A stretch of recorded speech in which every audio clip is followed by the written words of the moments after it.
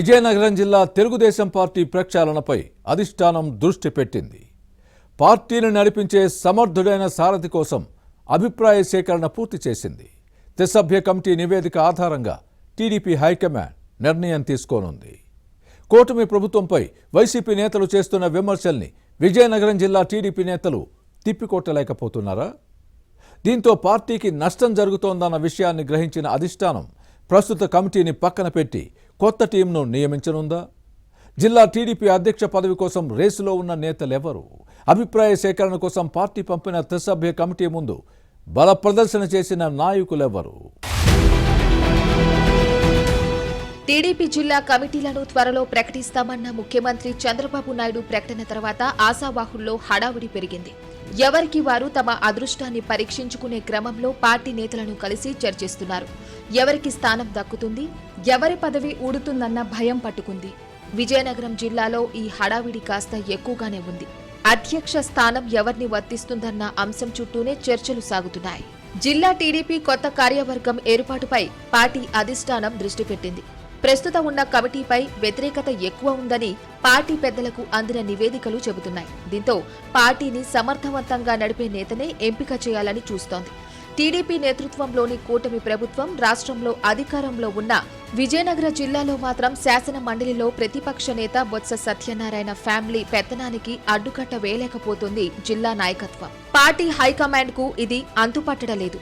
ప్రభుత్వం అమలు చేస్తున్న అభివృద్ధి, సంక్షేమ పథకాలను టీడీపీ నేతలు ప్రజల్లోకి తీసుకెళ్లలేకపోతున్నారు. వైసీపీ విమర్శలను తిప్పికొట్టడంలోనూ తెలుగు తమ్ముళ్లు విఫలమవుతున్న విషయాన్ని అధిష్టానం గుర్తించింది. విజయనగరం జిల్లా టీడీపీకి పెద్ద దిక్కు లేకుండా పోవడంతో సమావేశాలు నిర్వహించలేని దుస్థితి నెలకొంది. తమ కష్టాలు ఎవరికి చెప్పుకోవాలో తెలియని దిక్కుతోచని స్థితిలో పార్టీ ద్వితీయ శ్రేణి నేతలు, కార్యకర్తలు కుమిలిపోతున్నారు. పలువురు శాసనసభ్యులు ఎన్నికల ముందు చెప్పిన మాటలకు ఇప్పటి చేతలకు పొంతన లేదనే వాదన గట్టిగానే ఉంది. కొందరు ఎమ్మెల్యేల దర్శనం కార్యకర్తలకు దుర్బలంగా మారిందనే విమర్శలు ఉన్నాయి. అలాగే మంత్రి కొండపల్లి శ్రీనివాస్ పార్లమెంట్ నియోజకవర్గం అధ్యక్షుడు కిమిడి నాగార్జున తీరుపై చర్చ జరుగుతోంది. నాగార్జున సొంత స్థానం చీపురుపల్లిలో తన పెదనాన్న శాసనసభ్యుడు కిమిడి కళా వెంకట్రావుతో సఖ్యత పలకరింపులకే పరిమితమవుతోంది. నియోజకవర్గంలో జరిగే ఏ కార్యక్రమానికి నాగార్జున హాజరవడం లేదు. అయితే తమకు సమాచారమే లేకపోతే ఎలా వెళ్తామన్నది ఈయన వాదన. అయితే పార్లమెంట్ నియోజకవర్గ అధ్యక్షుడు నాగార్జుననే దూరంగా ఉంటున్నారని ఎమ్మెల్యే కళా వెంకట్రావు వర్గం ప్రతిపాదన. ఇలా ఎవరికి వారు పార్టీని పట్టించుకోవడం లేదన్న విమర్శలు ఉన్నాయి. అలానే మంత్రి కొండపల్లి శ్రీనివాస్ నియోజకవర్గం గజపతి నగర్లో తన చిన్నాన్న మాజీ శాసనసభ్యుడు కొండపల్లి అప్పలనాయుడుకు మధ్య ఇప్పటికీ ఆధిపత్య పోరు కొనసాగుతూనే ఉంది. ఇలా ప్రతి చోట నేతలు పార్టీని తేలిగ్గా తీసుకోవడంతో లోటుపాట్లను సరిదిద్ది ఏకతాటిపై నడిపించే నాదులు కరువయ్యారన్న విమర్శలు ఉన్నాయి.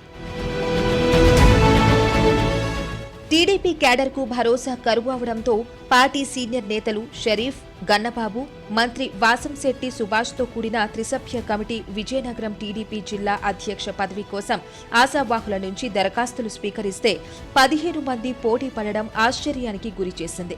ప్రధానంగా నెల్లిమర్ల, గజపతి నగరం, రాజాం నియోజకవర్గాల నేతలు కమిటీ ముందు బల ప్రదర్శన చేశారు. మంత్రి కొండపల్లి శ్రీనివాస్ సొంత నియోజకవర్గం గజపతి నగరం నుంచి ఈ మినిస్టర్ చిన్నాన, మాజీ ఎమ్మెల్యే కేఏ నాయుడు, కర్ణం శివరామకృష్ణ పోటీలో ఉన్నారు. నెల్లిమర్ల నియోజకవర్గం నుంచి సువ్వాడ రవిశేఖర్, కంది చంద్రశేఖర్, కర్రోతు సత్యం జిల్లా అధ్యక్ష పదవి అడుగుతున్నారు. అలానే రాజం నుంచి కొల్ల అప్పలనాయుడు తెరపైకి వచ్చారు. మరోసారి తనకు జిల్లా అధ్యక్ష పదవి ఇవ్వాలని ప్రస్తుతం ప్రెసిడెంట్ కిమిడి నాగార్జున కోరుతున్నారు.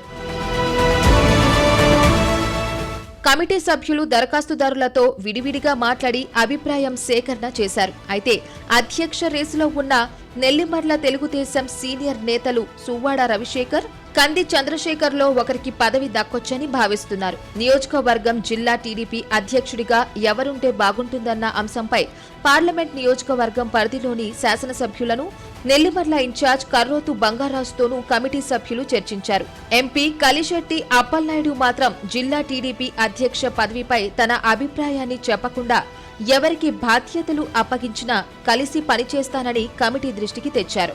ఎవరికి వారు త్రిసభ్య కమిటీకి ముందు తమ వాదనలు వినిపించిన నేపథ్యంలో పోటీలో ఉన్న నేతలు వారి బలబలాలు బలహీనతలపై త్రిసభ్య కమిటీ ఆధినాయకత్వానికి నివేదించనుంది. పార్టీ పెద్దల నిర్ణయం ఎలా ఉంటుందన్న అంశంపై ఉత్కంఠ నెలకొంది.